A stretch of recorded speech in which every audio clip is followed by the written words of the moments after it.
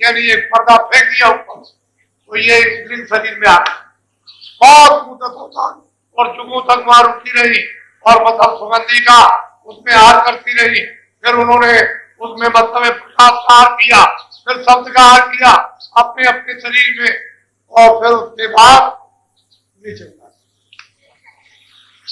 ये मेट्रो में इसे स्थूल कपड़े, जब पृथ्वी अग्निवायु हुआ, जब इसमें कपड़े में बैठाई गई, यानी दोनों आंखों के, तो जन्म से ही उनको बोध था, क्योंकि वहां तो कोई गंदगी का पर्दा था नहीं, तो पूरा उनको ज्ञान था। जन्म लिए तो सच जोगी सब विज्ञानी और कर और ध्यान करे सब प्राणी, सब के सब जोगी विज्ञानी, बच्चे बच्चियां सब के सब, और 1 लाख की आयु सचो में इन्हीं मनुष्य, और आते थे जाते थे आते थे, यानी फिर भी किसी तरह का कोई बंधन यानी नहीं था, कोई पर्दा नहीं था। और मतलब ये स्थूल शरीर छोड़ा, लिंग छोड़ा, सूक्ष्म छोड़ा, कारण छोड़ा और निकलती चली गई, और वहां मतलब ये फिर उपास जब देखा ये सब वापस जाए, तो ये सब जो हमने तपस्या की है, निरंजन भगवान ने सोचा ये हमारी बेकार हो जाएगी, जो हमको भंडार मिला है ये सब रूहे और सुरते वापिस अपने पद में अपने घर में चली जाएगी, तो फिर तो हमारा ये सब खेल बेकार हो गया। इन्होंने फौरन अपनी शक्तियों को विष्णु महादेव को पैदा किया, और पैदा करने के बाद तपस्या का आदेश दिया, ये सब करने चले गए। जब समाधि लगाई तो फौरन को समाधि में अपनी आकाशवाणी सुनाई थी, अब देखो तुम इसको सुनो और तुम विधान बनाओ। 4 महीने तो इन्होंने पूरा बना। अब इनको बेचारी जीव आत्माओं को क्या मालूम है कि विधान बनाकर और इनको सुना दिया जाएगा कि भाई तुमको अधिकार दे दिया, अच्छा भी अब करो, बुरा करोगे तुमको भोगना पड़ेगा, असल में कभी अच्छा कभी बुरा। फिर जब आप उसमें भी कितने दुख और कितने कर्म बीत गए, ऐसे जल्दी अच्छे बुरे में लोग नहीं फंसते हैं, वो तो बहुत मुद्दतों के बाद फिर इस अच्छे बुरे कर्मों के बंधन में फिर आए। तो धीरे से 4 खाने 84 लक्ष्य अर्थात नरक, ये सब उन्होंने बनाकर तैयार किए, और धीरे धीरे उनको फिर मतलब ये 1 लाख 20 लाख और 30 लाख इस तरह से उनको देने लगे कि अच्छे कर्मों से जो पुण्य कर्म है उनको 1 यानी 20 लाख दे दिया, फिर उनको 1 लाख, फिर उनको 3 लाख, इस तरह से, और फिर 4था लाख। नीचे धीरे धीरे उतरते उतरते अब वो महापुरुष कहते हैं कि असली से रचना स्त्री से, फिर क्या कहते हैं जरा सुनिया।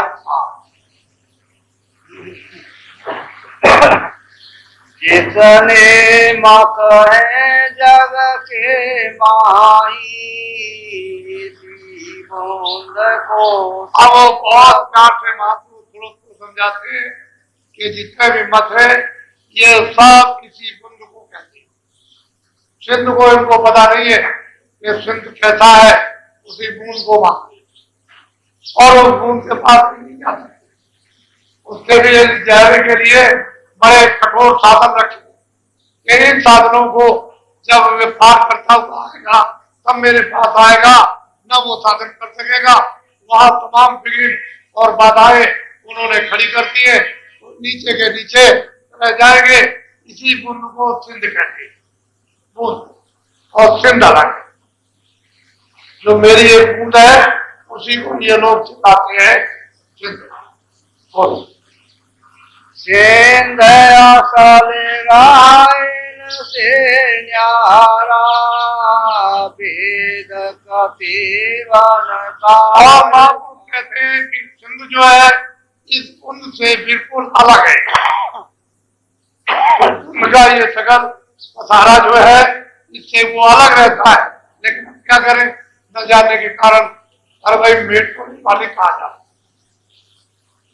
जब मालिक नहीं मिलेगा, सेठ नहीं मिलेगा, तो मैनेजर को ही लोग सेठ कहते हैं।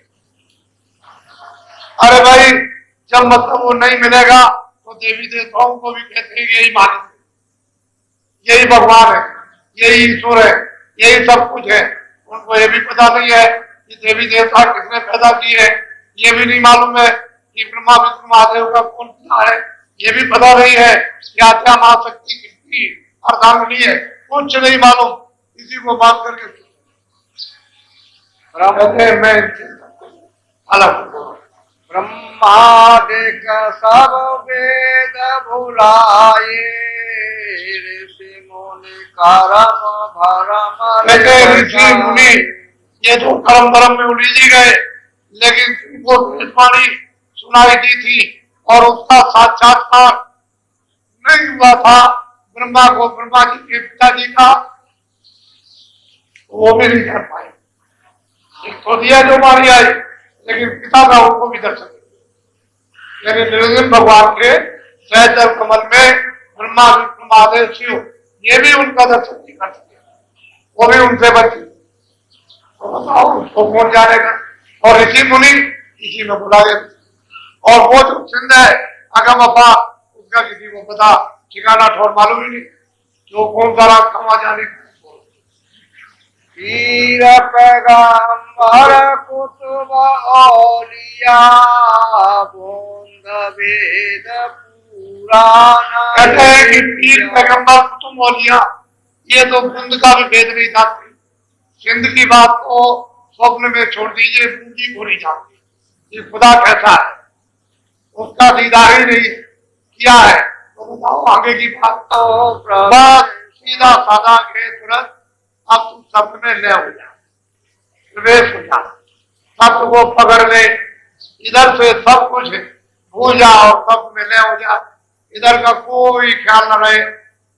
शब्द में जब ले होगी तो शब्द रुक जाए।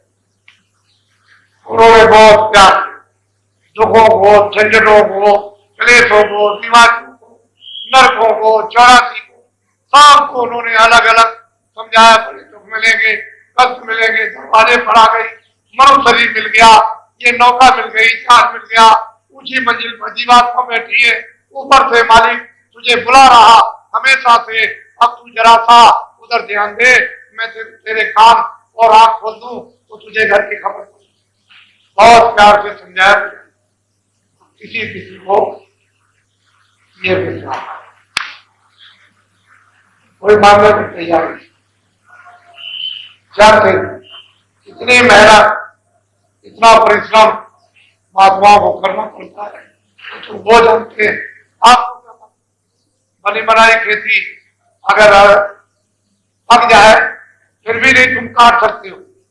आपको क्या मालूम कि महात्मा जीवों के साथ कितना परिश्रम, कितनी तकलीफ उठाते हैं, कितना अपमान यानी सहते हैं और कितने नीचे हो जाते हैं, छोटे बन जाते हैं, सब जीवों को उठा।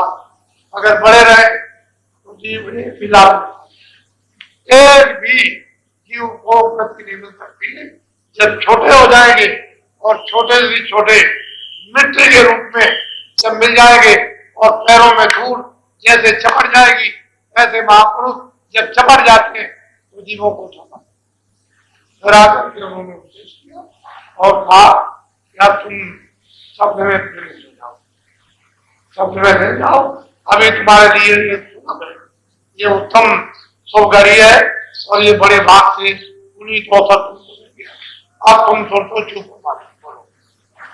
शब्द शब्द पौड़ी हमारा चले चले पहुंची। महापुरुष कहते हैं कि शब्द यानी पौड़ी सीढ़ी, यानी एक शब्द से दूसरा, दूसरे से तीसरा, ये मैंने पौड़ी सीढ़ी बना रखी है मंजिलों पर, यानी चढ़ने के लिए। तो जिस महल में जो रहता है सीढ़ी से चढ़ करके जाओ तो महल में रहने वाले वहां पे मंडलावती महापुरुष का दर्शन। फिर सीढ़ी से चढ़ जाओ तो वहां दूसरे पर, फिर सीढ़ी से चढ़ो तो मैंने सीढ़ी यानी ऊपर से नीचे तक लगा रखी है और इस तरह से तुम्हारे कानों तक, दोनों आंखों के ऊपर आवाज आ रही, पकड़ो और धीरे से